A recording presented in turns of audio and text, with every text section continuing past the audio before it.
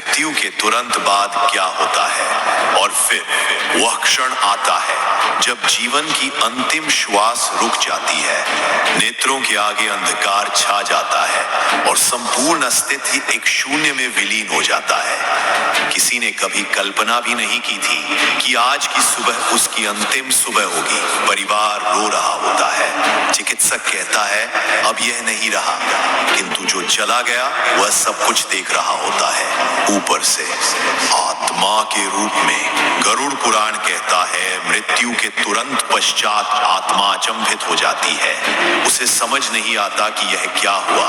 वह चिल्लाती है, पुकारती है, मैं यही हूँ, क्या तुम मुझे देख नहीं रहे? किंतु उसकी पुकार कोई सुन नहीं सकता, क्योंकि अब वह इस लोक की नहीं रही। उस क्षण वह जिनसे सबसे अधिक प्रेम करती थी उन्हें छूने का प्रयास करती है, अपने बच्चों को गले लगाना चाहती है, अपनी माँ का हाथ पकड़ना चाहती है, परंतु हर बार वह केवल वायु को स्पर्श करती है।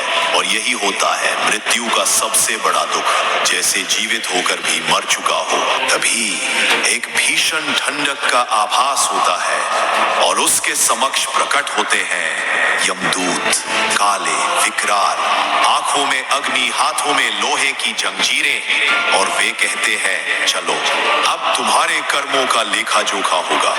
वहीं से आरंभ होती है आत्मा की वास्तविक यात्रा, जहां कोई संबंध काम नहीं आते, ना धन ना नाम, केवल तुम्हारे कर्म जो एक एक अक्षर की भांति ब्रह्मांड में अंकित है।